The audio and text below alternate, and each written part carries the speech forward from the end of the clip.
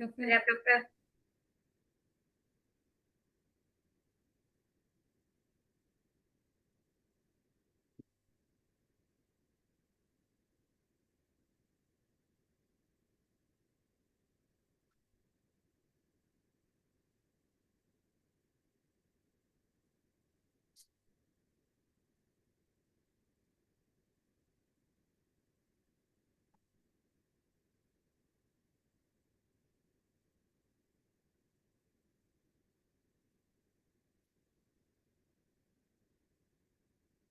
Basta, basta, ¿eh?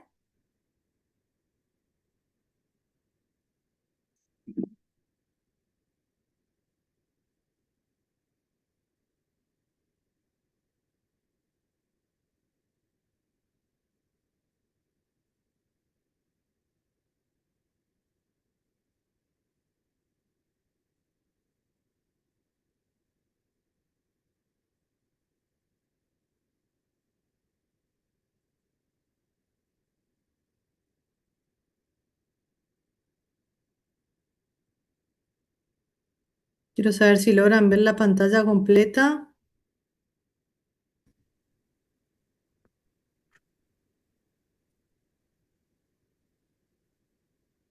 Sí se ve, Doc, pero aparecía una pantalla más chica. Ah, ok, a ver. Vamos a sacar eso. Ahí dejó de compartir igual. Ujú.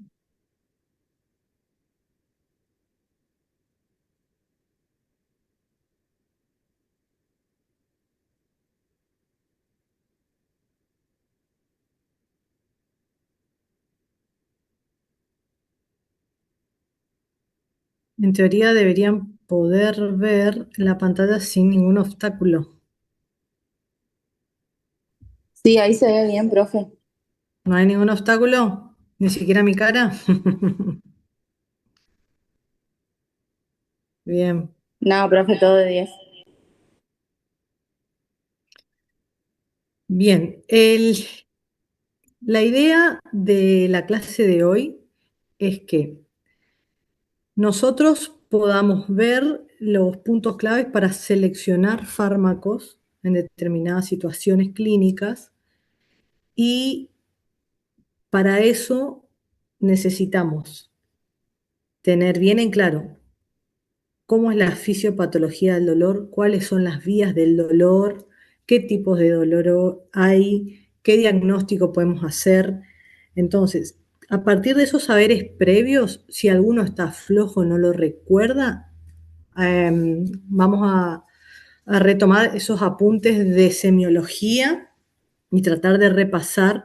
¿Por qué? Porque ahora vamos a ver solo tratamientos. Todo lo que es dolor, diagnóstico, vías, tipos de dolor, va a llevar demasiado tiempo. Y la verdad que son todos contenidos que se encuentran fácilmente en los libros.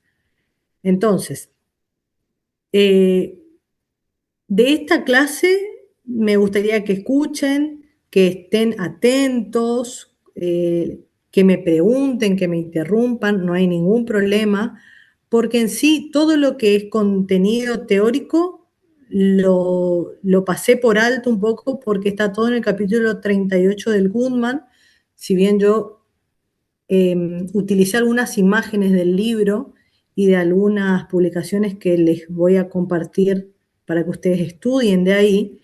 No se preocupen que no voy a decir nada raro, sino más bien la idea es pensar juntos y tratar de hacer los abordajes, porque como sabemos no existe un dolorímetro o una forma de medir el dolor, es algo totalmente subjetivo. Entonces acá tenemos que empezar a practicar el aprender a escuchar a esa persona que sufre.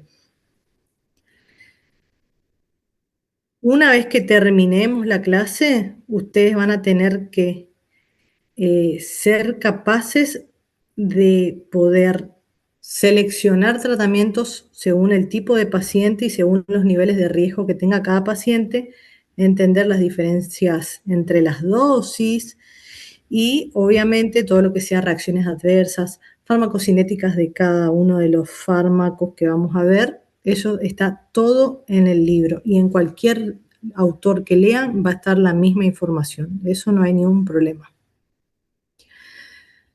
Así que si partimos desde la ignorancia total, no se asusten, que la idea justamente es ir armando a poco este rompecabezas, porque siempre es mejor reconocer lo que no sabemos que ser confianzudos y mandarnos nomás.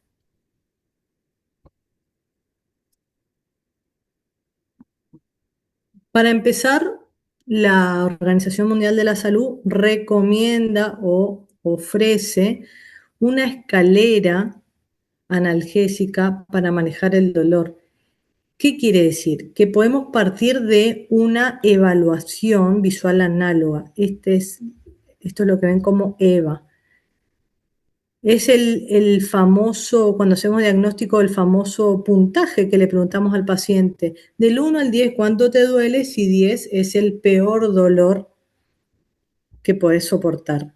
Entonces, entendemos que un dolor leve parte de una calificación EVA de 1 a 3, se puede tratar con cualquier fármaco no narcótico o no opiáceo. Aquí van a entrar todos los AINES típicos y también los atípicos. Como vimos, en tercer año esos atípicos estaban de la mano del paracetamol y del metamizol o dipirona en algunos libros.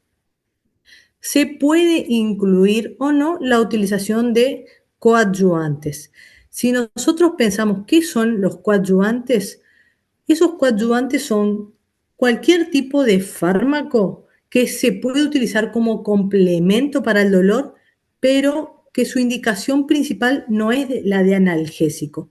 Y acá vamos a encontrar corticoides, antiepilépticos, antidepresivos, que se pueden utilizar para complementar. Eso está siempre al alcance para cualquier escalón, para el del dolor leve, para el dolor moderado y el dolor severo. La limitación que tenemos como odontólogos es que nosotros, por ejemplo, opiáceos no podemos prescribir. Ningún psicofármaco podemos prescribir en Corrientes. En otras provincias la legislación provincial sí lo permite, pero en nuestro caso en Corrientes no.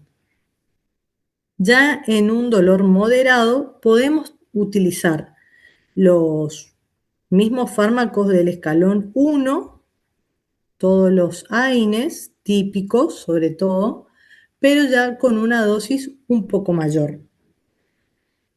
Y si contamos con los opiáceos, tenemos los opiáceos débiles, como el tramadol y la codeína, que son los más utilizados. En algunos casos incluso vienen en combinaciones con paracetamol o con diclofenac, pero mejor siempre utilizar los principios activos por separado.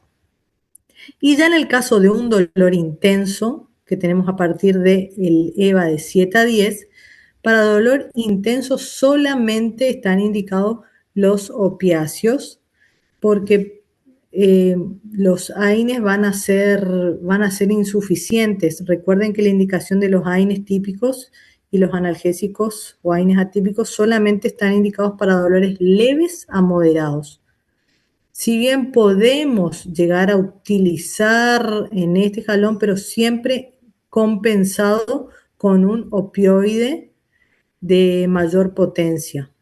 Estos opiáceos a muy baja dosis ya van a alcanzar ese efecto analgésico que buscamos. Obviamente hay AINES de los que podemos prescribir que van a tener mayor posibilidad de producir reacciones adversas que otros. Entonces, cuanto más peligroso es el AINE que ocupemos, siempre es mejor hacer la indicación lo más clara posible. Por eso hay acá como un recordatorio que hay que dejar por escrito a qué intervalo debe tomar el paciente el analgésico antiinflamatorio, y en el caso del ketorolac, por ejemplo, es el único AINE que tiene una caja negra de advertencia de la FDA, por lo que también se recomienda indicar el momento de suspensión, es decir, que el paciente lleve por escrito cuándo inicia y cuándo termina el tratamiento, no dejarlo a decisión del paciente si le duele que tome, si no le duele que no tome, porque en esas indicaciones confusas se puede caer en la automedicación. Y a partir de esta escala, cuando nosotros decimos, bueno, para dolor leve o moderado me sirven los AINES, yo ya voy organizando la información, ya voy definiendo los términos en los que voy a tratar. Tengo que pensar en qué características tienen. Este es un gráfico del Goodman y Gilman, en donde vemos que agrupa a los AINES por una similitud química, la clasificación de estructura. Y por otro lado tenemos, según la selectividad por la ciclooxigenasa o COX y según su tiempo de vida media plasmática. Si nosotros nos basamos en el gráfico del medio, según la selectividad, esto ya nos arroja una información para seleccionar los fármacos más apropiados. ¿Por qué? Porque nosotros recordamos que las ciclooxigenasas en sus dos isoformas tienen distintas funciones. Si nosotros vemos acá arriba van a estar todos los AINES que inhiban en mayor medida a la ciclooxigenasa 1. En el podio está el ketorolac, le sigue el fluoriprofeno, y después más abajo se encuentra la aspirina o el ácido acetilsalicílico. Dentro de los conocidos. ¿Esto qué quiere decir? Que me va a inhibir fuertemente a la ciclooxigenasa 1. Y yo tengo que recordar que esa ciclooxigenasa 1 tiene funciones fisiológicas porque se encuentra de manera constitutiva en todo el cuerpo. Entonces, con mayor probabilidad yo voy a tener reacciones adversas a nivel gastrointestinal y con mayor probabilidad voy a tener reacciones adversas a nivel hematológico y renal, porque van a estar fuertemente inhibidas esas prostaglandinas que se encargan de la homeostasis. Entonces, siempre que mi paciente tenga riesgo gastrointestinal o renal, yo tengo que pensar que estos fármacos, ketorolac y fluoriprogeno, por ejemplo, no van a ser las mejores opciones, porque van a ser más gastrolesivos, más nefrotóxicos. Me debería inclinar por algún AINE que no sea tan selectivo, que inhiba indistintamente o en una proporción equilibrada, o bien, si mi paciente tiene recursos, pensar ya en un inhibidor más selectivo. Son muy, muy caros estos AINES selectivos de la COX-2. Pero si miramos en detalle acá, mezcladito y disfrazados, podemos ver al diclofenac, que es un AINE relativamente barato y, bueno, no inhibe tan fuerte a la COX-1, tampoco a la COX-2, pero se inclina, es como que tiene una preferencia a inclinarse hacia la COX-2. Obviamente, nosotros pensamos que, por lógica, que todo lo que inhiba a la COX-2 debería ser mejor, pero bueno, la evidencia demostró que lo que se vendía como una promesa o como una solución terminó también generando reacciones adversas a nivel cardiovascular, generando trombos, aumentando el riesgo de infarto de miocardio y de accidente cerebrovascular. Así que bueno, todos los extremos, si vemos los dos lados, los dos extremos tienen sus desventajas. Por lo que si yo tengo un paciente con un riesgo cardiovascular, voy a tratar de evitar todo lo que inhiba fuertemente a la ciclooxigenasa 2. Por otro lado, si nos planteamos la vida media, los fármacos que tienen una vida media prolongada, el mayor de todos es el piroxicam, muy poco utilizado porque tiene muchas reacciones adversas a nivel gástrica. Después el meloxicam, y el naproxeno son los que tienen una vida media más larga. Por lo tanto, sus intervalos van a ser mucho más espaciados, pudiendo hacer una única toma diaria en la mayoría de los casos, excepto naproxeno que se puede tomar cada 12 horas. Etoricoxib también se toma una sola vez al día. Y vemos cómo ya los que tienen vida media más cortita, que tienen intervalos más frecuentes, tenemos al diclofenac, paracetamol, ibuprofeno y ketorolac.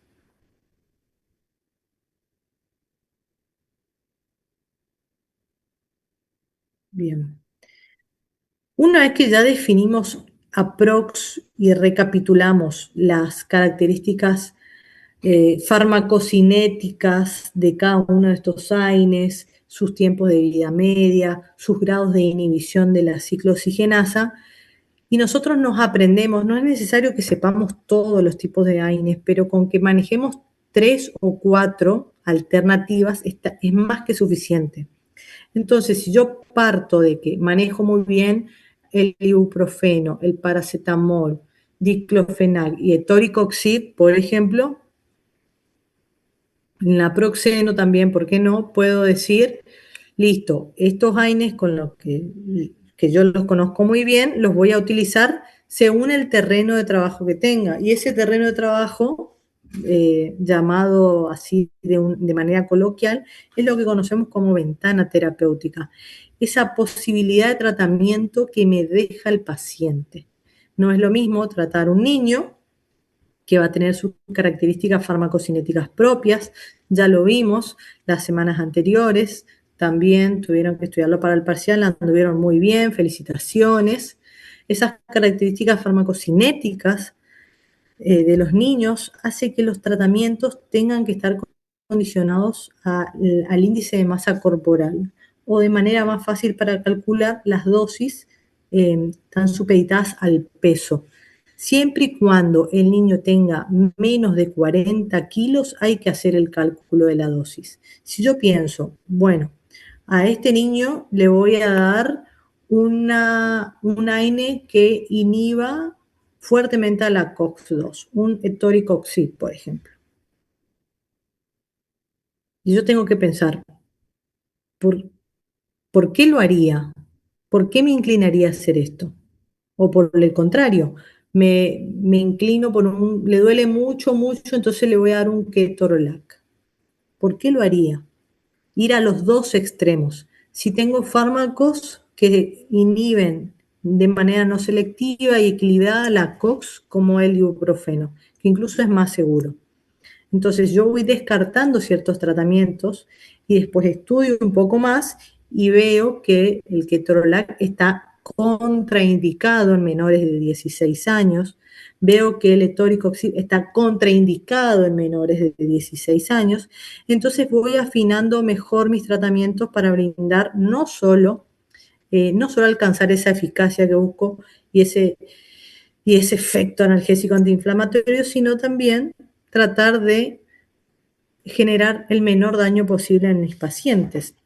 Entonces, si yo determino que voy a utilizar un ibuprofeno y mi paciente tiene menos de 40 kilos, sí o sí tengo que hacer el cálculo de la dosis. Si mi paciente tiene 20 kilos, esos 20 kilos los voy a tener que multiplicar por una dosis entre 7 y 10 miligramos, o sea, partiendo de una dosis baja de 7 miligramos por kilo a una dosis más alta de 10 miligramos por kilo. Lo mismo con el paracetamol. Puedo partir de una dosis de 10 miligramos a 15 por el kilo del paciente y me va a dar la dosis toma, lo que tiene que tomar el niño cada vez que va a consumir ese analgésico, obviamente, que es diferente al cálculo con respecto a los antibióticos, que eso vamos a ver más adelante. Ahora, la ventana más complicada de estos tres es la de la abuelita. La abuelita es la ventana más complicada. ¿Por qué? Porque cuando ya los pacientes tienen más de 65 años, se empiezan a complicar las funciones del cuerpo, se agregan otros factores de riesgo, incluso pueden estar polimedicados, pueden tener enfermedades crónicas, toman medicamentos y ahí aparecen las interacciones y los problemas que me pueden agravar las condiciones de base del paciente. Eso no quiere decir que un paciente adulto no pueda también tener una ventana terapéutica complicada, pero mayor probabilidad es la de la persona de más de 65 años. Y acá yo tengo que pensar, ¿en dónde me puedo jugar más con los extremos? ¿Me puedo jugar más con los extremos en el paciente según la edad o según las condiciones que presente? Según las enfermedades que manifiesten en la historia clínica. ¿Qué me va a condicionar esa ventana terapéutica? ¿La edad o las enfermedades? Las enfermedades, profe. Exacto, las enfermedades. Y ahora vamos a tratar de catalogar cómo yo mido el riesgo de estos pacientes. Yo puedo tener un paciente con un problema gastrointestinal y voy a tener fármacos que se llaman inhibidores de la bomba de protones, omeprazol, lansoprazol, pantoprazol. Hay muchísimos tipos de inhibidores de la bomba de protones. Cuanto más medicamentos tome mi paciente, la bibliografía sugiere que el que menos interacciones tiene es el pantoprazol. Si mi paciente no toma muchos medicamentos, indistintamente puedo utilizar cualquiera. El omeprazol es el más barato de todos. Entonces, si mi paciente tiene un riesgo gastrointestinal, yo voy a medir ese riesgo, si es bajo, intermedio o alto. Si el riesgo es alto, voy a tratar de evitar los AINES. Acá me voy a inclinar más por un AINE atípico, por un paracetamol, por ejemplo, que al no tener el mismo mecanismo de acción, no tiene tanto riesgo gastrointestinal como el resto de los AINES. Ahora, si yo no puedo evitar y tengo que utilizar sí o sí un antiinflamatorio, y el paracetamol no me sirve, voy a pensar en un inhibidor selectivo de COX-2 más un inhibidor de la bomba de protones. Estos en riesgo alto. Si el paciente tiene riesgo intermedio, puede utilizar un inhibidor, un inhibidor selectivo de COX-2, un etoricoxib, solo, o puede utilizar cualquier AINE típico con un inhibidor de bomba de protones. Obviamente esta opción es mucho más económica. Cuando nosotros pensamos en los analgésicos, hay un valor que se llama número necesario, número necesario a tratar, que mide básicamente cuántos pacientes yo necesito dar con una dosis de fármaco para reducir el dolor a la mitad. ¿Por qué se toma esta medida del NNT o número necesario a tratar? Porque nosotros no podemos medir el dolor.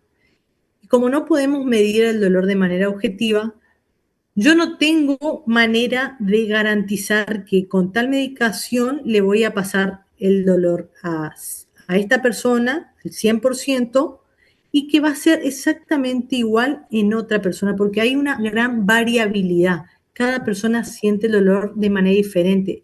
Y eso explica por qué tienen conductas de dolor diferentes, que después vamos a ver con unos casitos. Una persona que tiene, por ejemplo, un accidente, se cortó el labio en un accidente, y otra persona le pasa exactamente lo mismo, se cortó el labio en un accidente, no necesariamente tienen que manifestar o tener la misma conducta del dolor. Una puede estar esperando ser atendida de manera tranquila y la otra persona puede estar que no da más del dolor y estar a los gritos. Entonces, como hay gran variabilidad, yo no puedo comparar dosis y fármacos con un 100%, pero sí lo que puedo garantizar es cuando ese dolor se reduce a la mitad, es decir, al 50%. Dicho de otra manera, todos pagamos impuestos, el IVA, pagamos el 21% de lo que consumamos. No importa si mi sueldo es de 3 millones o el sueldo del vecino es de 1.000.000. Yo puedo cobrar más, él cobra menos, pero lo que tenemos en común es que los dos pagamos el 21% del IVA. El número necesario a tratar trata de homogeneizar eso, es decir, a vos te puede doler más, te puede doler menos, pero cuando te reduce el dolor a la mitad, vamos a estar en las mismas condiciones. ¿A qué voy con todo esto? Voy a que si nosotros medimos el número necesario a tratar de cada analgésico, de cada AINE, vamos a ver que algunos tienen un mejor desempeño. Hay una tabla que no conseguí la actualizada, tengo una del 2007, por eso no la coloqué, porque ahora es todo pago y eso yo no sabía, pero hay una tablita de Oxford que mide es como que en lista los números necesarios a tratar de los fármacos. En el podio está el Etoricoxib, a una dosis muy alta, que es totalmente incompatible con dosis máximas recomendadas, así que descartado. En el puesto número 2 está el Etoricoxib a la dosis máxima diaria recomendada, que es de 120 miligramos. El número necesario a tratar es de 1,4, 1,5. Es decir, que con esa dosis yo al tratar a una persona, a 2 personas, voy a tener la reducción de la mitad, porque en este caso que está el número el decimal 1,4 no le puedo partir a la mitad a la persona, ¿no? Pero sin embargo, si vamos descendiendo, le sigue en mejor desempeño la dipirona, 1 gramo de dipirona, y después una dosis muy, muy alta de diclofenac, 100 miligramos de diclofenac, y más abajo se encuentra un ketorolac a una dosis de 30 miligramos. Digamos que son los que encabezan el podio, para que ustedes tengan una referencia. Si yo pienso que necesito un Coxib, ¿a qué es lo que voy? Puedo pensar que el Coxib se utiliza y es muy bueno porque está en el podio de los analgésicos antiinflamatorios.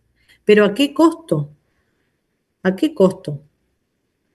Y es mucho más caro, porque si yo tengo que pensar un número, ¿cuántos pacientes necesito tratar? Por ejemplo, 1,5 por una pastilla al día. Yo hago esa multiplicación, voy a buscar una calculadora, 1,5 número necesario a tratar por una pastilla al día, me da el mismo valor, por un tratamiento de 3 días, por ejemplo, me da 4,5 y lo multiplico por el precio. Cada pastilla puede salir, hablando así aproximadamente, vamos a poner 500 pesos cada pastilla. Un número. Eso me da un valor cercano a 2.000, 2.200. Si yo hago la misma cuenta con ibuprofeno, por ejemplo, el número necesario a tratar del ibuprofeno es un poco más, es 2,4, 2,6. Pero yo no necesito un comprimido al día, necesito 3 comprimidos al día. Eso me da 7,8. Por la cantidad de días que voy a utilizar, vamos a suponer 3 días de tratamiento, pero la diferencia es que la pastilla de ibuprofeno está mucho más barata. En vez de salir 500 pesos cada una, cada pastilla, me puede salir 50 pesos, por decir un número. Por más de que yo ocupe más pastillas de ibuprofeno, mi tratamiento no va a superar los 1.000.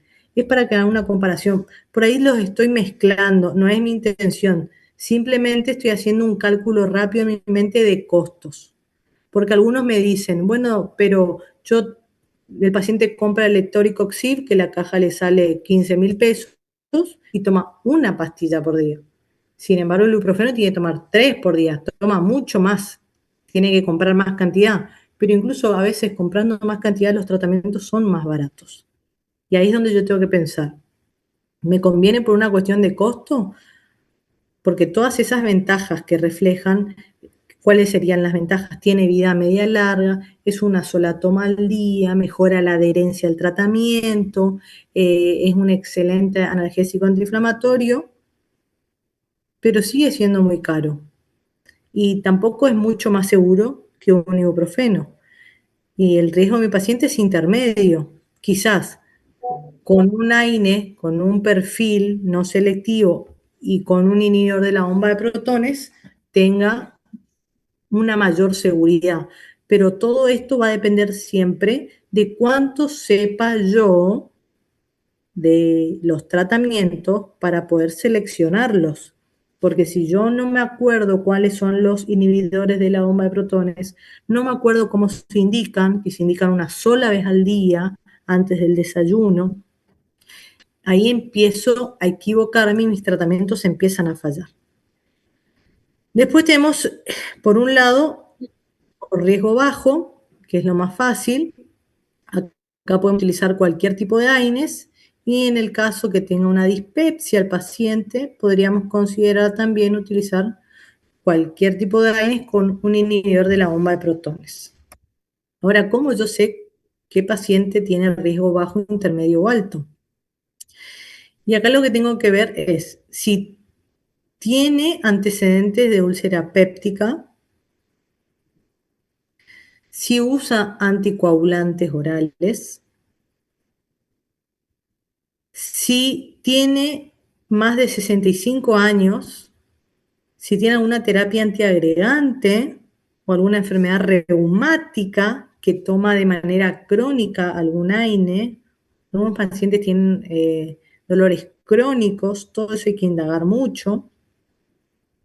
Por lo que si el paciente tiene alguna enfermedad reumática, gota o algo por el estilo que consume ya AINES de manera crónica, ahí yo voy a tener un factor de riesgo asociado. ¿Y cómo catalogo? Según la cantidad de factores de riesgo que tenga. Si mi paciente tiene algún factor de riesgo aislado, alguno solo, pero que no está anticoagulado, ni tampoco tiene antecedentes de úlcera, entra en el perfil de riesgo medio. Ahora, riesgo alto es cuando mi paciente me relata que tuvo una úlcera en algún momento de su vida, o que está anticoagulado, o que combina dos o más factores de riesgo, es decir, que puede ser una persona mayor, antiagregada, y que de vez en cuando, por una fibromialgia, una gota, lo que sea, tiene algunos tratamientos con AINE. Incluso por ahí las personas con sobrepeso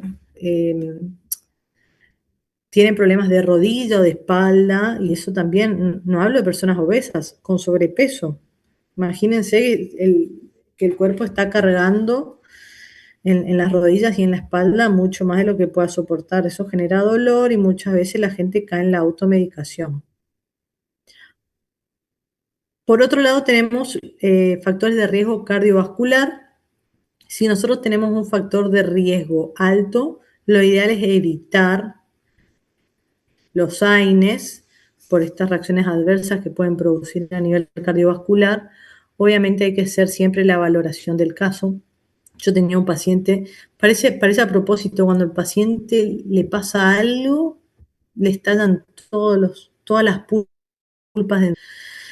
Tenía un paciente, tengo, porque todavía está vivo, pobre, que tuvo un accidente cerebrovascular.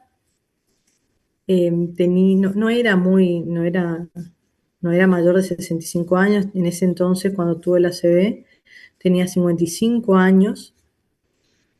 A la semana de que tuve el ACV lo mandan a la casa, 7, 10 días más o menos estuve internado, mejor dicho, lo mandan a la casa, y estando en la casa empieza a tener problemas en la boca, que le dolían los dientes, que le dolían las muelas. El paciente, la verdad, fumador, tabaquista hace muchos años, siempre acumulaba muchísimo cálculo. La visita anual era para hacer raspaje alisado y mantener cierta salud periodontal porque tenía una enfermedad bastante crónica, una enfermedad periodontal. Entonces, este paciente empezó a tener dolores por una movilidad en el sector posterior, incluso en esos 10 días me imagino que lo que menos le habrán hecho es la higiene oral. Así que bueno, empezó con dolores, dolores, dolores.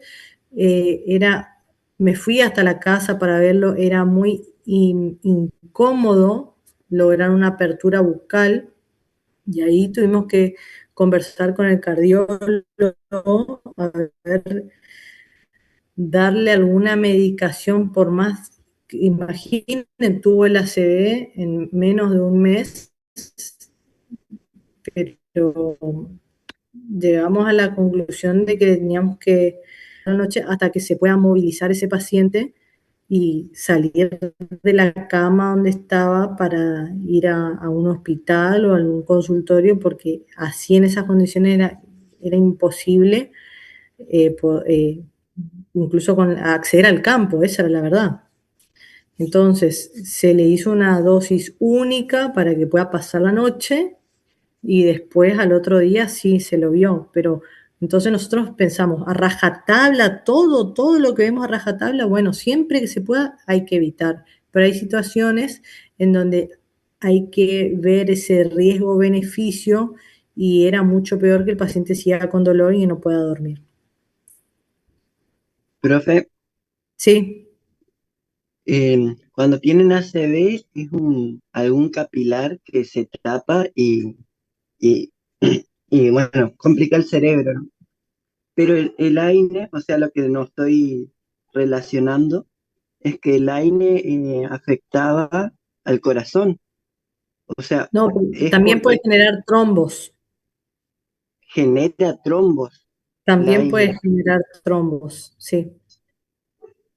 Y, bueno, eso entonces puede investigar por qué genera trombos, porque tendría entendido si es antiagregante plaquetario, por qué genera trombos. Ahí está, hay que buscar, hay que Ujú. buscar Bueno, ok, tarea para bueno, la casa. para acá. Está muy bien. Me imagino también que si tuvo una ACV por ahí, bueno, no, lo vi casos que no están medicados después de la ACV, pero bueno, si llega a Claro, estar después medio, cuando se estabilizan, sí, le van quitando los anticoagulantes, los anticonvulsivantes, en algunos casos sí, en otros casos no. claro, yo pensaba que de última no vas a darle un AINE porque tiene un montón de medicación y va a ser interacción, pero, Esto también, obviamente, se le dio una dosis única, eh, no, tampoco fue una dosis alta. Entonces, todas esas cosas hay que valorar. Fíjate que si tenemos un riesgo intermedio, la dosis tiene que ser la más baja, la mínima eficaz durante el menor tiempo posible. No le vas a tener a un paciente con riesgo intermedio tomando un antiinflamatorio por 7 días. mm, La ok. idea es que sea un complemento que se utilice el menor tiempo posible y que te dé tiempo a vos de poder atenderlo en mejores condiciones. Ujú. Y después tenemos por otro lado pacientes con hipertensión, anticoagulados o con insuficiencia cardíaca. En todos estos casos, si la hipertensión no está controlada, tendríamos que evitar o hacer un seguimiento, si no se puede evitar, hacer un seguimiento del tratamiento. Ahora con los teléfonos, con WhatsApp, se puede hacer un seguimiento de los tratamientos mucho más fácil que antes. Así que eso también facilita un montón. Porque siempre tenemos que reevaluar. Nosotros damos tratamientos y tenemos que reevaluar. ¿Qué quiere decir esto? Si el paciente alcanzó el objetivo terapéutico, si no desarrolló reacciones adversas. Siempre tenemos que estar en contacto.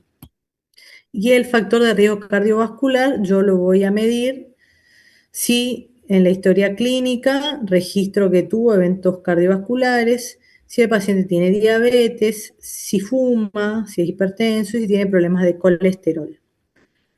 A su vez, existen factores modificadores relacionados a la edad, mayor de 60 años, sexo masculino, y que curse con alguna enfermedad autoinmune como lupus o artritis reumatoide.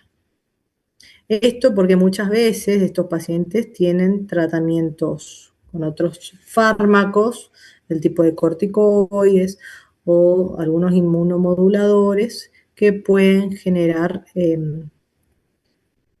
una interacción que agrave el cuadro. Y vamos a tener ya el riesgo medio, pacientes que tengan un solo factor de riesgo en presencia de factores asociados, es decir, una persona de sexo masculino mayor de 60 años que tenga diabetes o que fume o que sea hipertenso, es decir, uno de acá con dos de acá. Y el alto es pacientes con dos o más factores de riesgo en presencia de factores asociados, es decir, que sea diabético y fume o diabético e hipertenso, que tenga problemas de colesterol. Cuanto más factores de riesgo tiene, más alto es el riesgo. Y por otro lado, pacientes con riesgo renal, hepático, riesgo renal siempre evitar. Recuerden que los AINES disminuyen la perfusión renal, retienen mucho sodio y agua, entonces esto puede generar problemas a nivel renal. Pensar en, si es muy necesario un antiinflamatorio, pensar en medidas no farmacológicas, si el hielo puede ayudar o no. En factores, pacientes con riesgo hepático, tenemos que ver el grado de insuficiencia. Acá teníamos las medidas de Child-Pugh, que vimos también en el parcial anterior. Con un riesgo alto está contraindicado, sobre todo el paracetamol, y en un riesgo intermedio hay que ver la dosis, la menor dosis posible. Si la dosis diaria es de 4 gramos, bajamos a la mitad, no exceder los 2 gramos diarios de paracetamol, y en lo posible, si se puede, pedir estudios de gas. Si es asmático o tiene antecedente de alergia, hay que tener precaución. Si bien pueden existir, si el paciente es alérgico a un AINE, puede existir reacción cruzada. Hay que hacerlo con precaución. Si no tuvo antecedentes de shock o de angioedema, se podría llegar a utilizar otro grupo, un AINE atípico, por ejemplo. Pero esto sí, esto con mucho cuidado. Después me van a decir ustedes por qué los pacientes asmáticos, qué tienen que ver los pacientes asmáticos, por qué el asma se puede exacerbar con la utilización de AINES. Eso los dejo a ustedes para que busquen. Y si hay alguna alteración hemática, esto está en relación con la anemia plásica que pueden producir algunos AINES, sobre todo la dipirona. Esta página, tinyurl.com, le acorté el link /prescripción y seguridad. Acá pueden acceder a este archivo donde tenemos todo lo que yo estoy hablando, está en este archivo resumido para que ustedes puedan estudiar. Está este gráfico también, donde de cierta manera ordena los fármacos que tienen más daño gastrointestinal y menor daño gastrointestinal. Esto está relacionado con la inhibición de la COX que vimos anteriormente. Con respecto al daño cardiovascular, los más cardiolesivos están acá arriba, los que se inclinan más por la COX-2, y los más potables para riesgo cardiovascular tenemos a naproxeno o el ibuprofeno. Y después con respecto a la interferencia o las interacciones con aspirina y anticoagulantes, vemos que quizás el que mayor interacción tiene es el ibuprofeno, pero esto se puede solucionar fácilmente con una lejanía de las tomas. Es decir, si el paciente toma la aspirina temprano a la mañana, el AINE que yo le indiqué, si lo toma 2 horas después, no va a haber ningún problema. Cero interferencia con la aspirina. Y bueno, con los anticoagulantes siempre existe el riesgo de hemorragia o de sangrado por razones obvias. Esta página creo que ya se las dieron, pero siempre es bueno recordar, es para verificar interacciones farmacológicas. Es muy buena, acá pueden cargar hasta 4 fármacos en simultáneo, si no me equivoco, 4 o 5, para corroborar las interacciones. Y lo que tiene también es que tiene explicaciones para pacientes y para profesionales y las ordena según la gravedad. Interacciones menores sin importancia y ya interacciones más moderadas o mayor. También me gustaría mostrarles un caso para salir un poco de lo normal, lo que siempre vemos, ese dolor nociceptivo, periférico.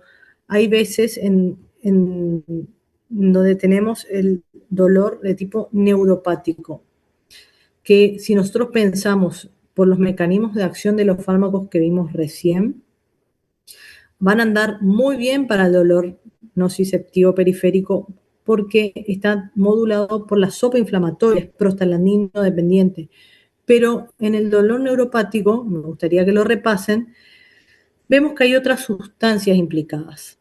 Depende más de la sustancia P.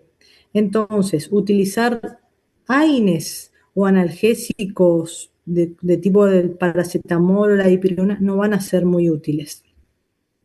En este caso tenemos una señora de 52 años que relata que tenía un dolor quemante, que empezó a molestarle después de que le hicieron un tratamiento de conducto en la pieza 16. Como vemos en la foto, ya no tiene la pieza 16, tampoco tiene la pieza dentaria 15, porque por el dolor que tenía en el 16 le hicieron una endodoncia, le hicieron 2 retratamientos en esa pieza dentaria, después terminó en una exodoncia.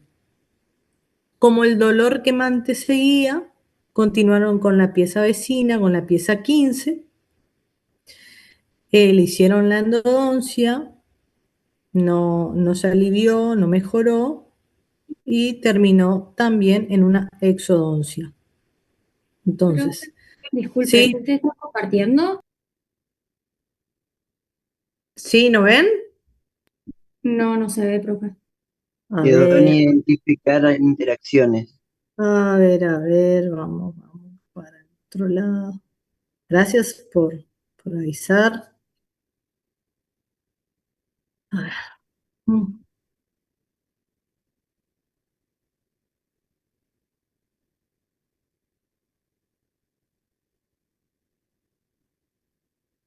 ¿Ahí lo ven?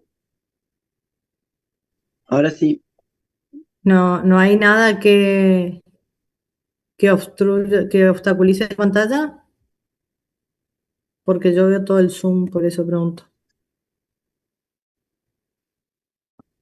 no, Ok, no. Ahí está bien. bien. Entonces, ¿qué es lo que vemos? Vemos cómo termina este espacio edéntulo y la paciente seguía sintiendo un dolor quemante. Y que cuando nos relatan que el dolor es quemante es súper importante, porque esa cualidad me indica que posiblemente se trate de un dolor neuropático. Entonces, lo que vimos es que le terminaron haciendo la exodoncia de 2 piezas dentarias y el dolor no mejoró, sino que todo lo contrario, fue empeorando con el tiempo. Si nosotros realizamos algún test del dolor para hacer la evaluación, hay un test que se llama el test sensitivo cualitativo o QualST, en donde exponemos al paciente a situaciones que no deberían generar dolor. Por ejemplo, en esta zona nosotros le frotamos con una perlita de algodón y al frotarle con la perlita de algodón algo que no debería generarle dolor, en este caso el test de sensibilidad le molestaba muchísimo. tenía sus porciones más dolorosas. Por palatino no le molestaba más hacia vestibular. Después con un instrumento también, en este caso, Doctora, ¿sí? la perlita de algodón que dice no tenía nada, tipo, era No, solamente algodón. solo algodón. Es para hacer el test de la sensibilidad. Se prueba el tacto, el frío y el dolor propiamente dicho. Con el algodón hacemos el tacto. Con una espátula hacemos el frío, la espátula fría. Y después con un explorador, ahí hacemos la sensibilidad del dolor, propiamente dicho. Y lo que vemos es que el roce con la perlita de algodón, que es algo que no genera molestia, durante 1 o 2 segundos, un área pequeñita se le frota y ahí se compara la percepción con el lado sano. En el lado sano no refiere ninguna molestia, pero en el lado enfermo sí. Y esto tiene un nombre. Me gustaría que ustedes recuerden todos los términos de semio. ¿Por qué? Porque cuando nosotros rozamos y tenemos una sensación dolorosa con algo que no debería doler, es lo que se llama alodinia. ¿Sí?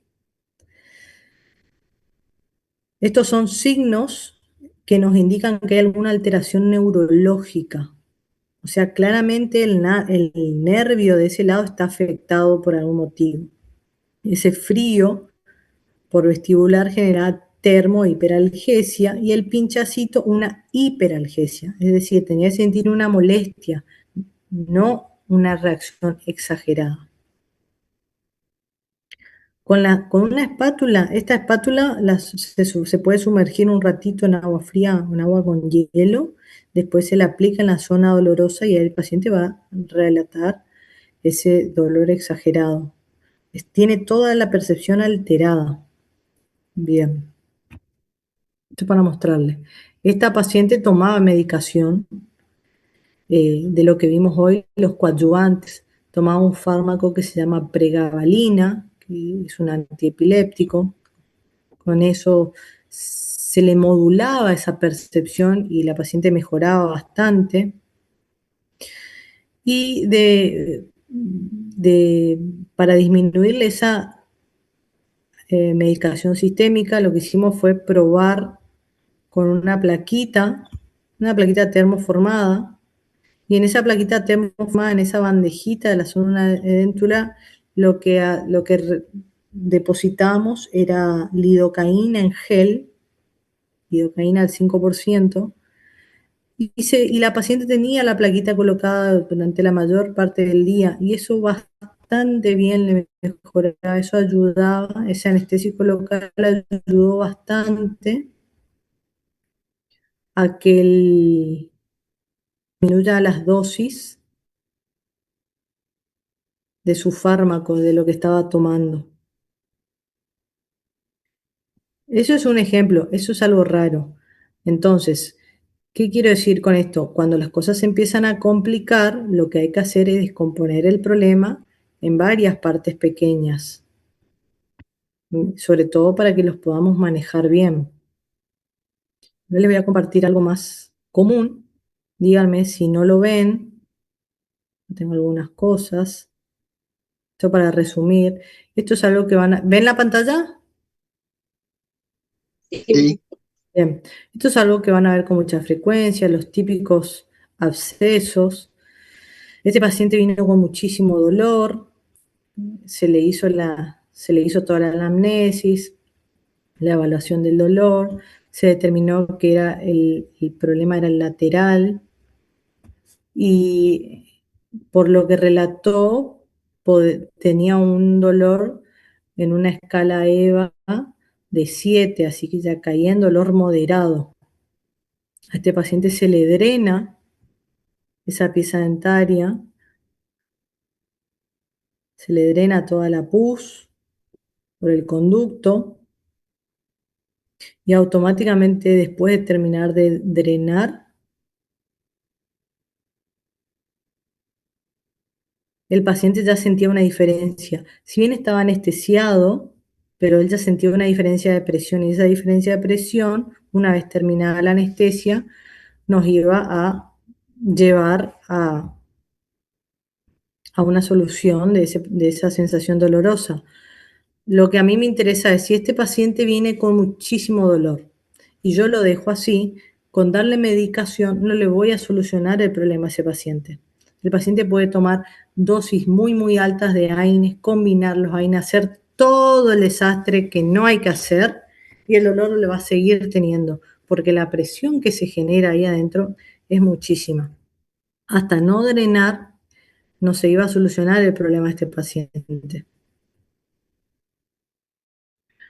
Por otro lado, nosotros vemos esto, un paciente adulto, un hombre, con algo que parece que no duele tanto, pero genera mucho dolor, es lo que determinamos nosotros. Tenemos un niño, 5 años, que se lastimó jugando, se cayó y se mordió la lengua, se hizo un corte muy, muy grande. ¿Y nosotros qué podemos pensar? Una criatura con un corte muy grande en la lengua va a estar muy adolorida y sin embargo era todo lo contrario. Parecía que tenía una mordidita chiquita. Y acá en el video podemos apreciar la magnitud del tajo, que era muy, muy grande y sin embargo estaba como si nada. Obviamente esto se suturó, se le indicó muchísimo helado, feliz de la vida estaba, para que a partir de esa medida no farmacológica, a partir del hielo, se pueda desinflamar muchísimo más, porque esa lengua, ni bien se va asentando el trauma, se va a ir edematizando. Y si nosotros manejamos con hielo, con mucho frío,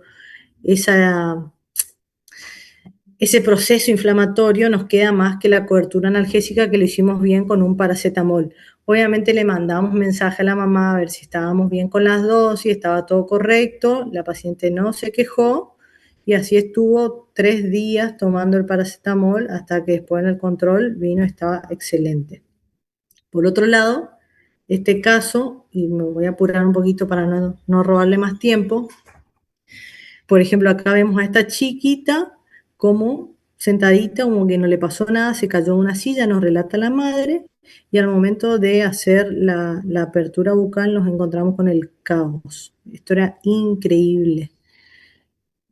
Fue derivada al cirujano maxilofacial, porque la verdad que nos excedía totalmente esto en el consultorio. Después le pedimos unas imágenes. Les voy a adjuntar las imágenes, la tomografía, para que vean. Esto se cayó una silla con tan mala suerte que la pata de la silla le golpeó, le fracturó todas las piezas dentarias, todo el maxilar. Y miren esta tomografía, la abulsión, perdió muchísimas piezas dentarias. Y sin embargo, la conducta del dolor, estaba sentadita en el consultorio, como si nada. Esto es para que ustedes vean cómo nosotros podemos tener inferencias de si al paciente le duele o no le duele, pero en realidad no sabemos nada. Es totalmente subjetivo. Bueno, voy a dejar acá porque se va un poquito el tiempo, pero esto Doctora, más, sí, no sé si cuando estaba explicando la cantidad de pacientes que se necesitaba ajá. en los AINES, no habrá corrido la diapositiva, no le pude seguir para entender el tema. No, mirá, eso fue una aclaración que yo hice, que existe algo que se llama número necesario a tratar, que es una forma de estandarizar para comparar los diferentes analgésicos y sus dosis. Lo voy a explicar, si te lo puedo explicar mejor en el taller, no hay ningún problema, pero es una terminología, un dato de color nada más, Ujú. Ok, no es entonces, determinante. bueno, bueno, perfecto. Bien, ¿tienen alguna consulta hasta aquí? No les voy a robar más tiempo. Doctora, yo no por el teórico, sino por otra cosa, por tema de Sí, la falta del parcial. ajá. ¿Se tomará el lunes? El lunes les llegaron las indicaciones por SIU, hasta donde sé.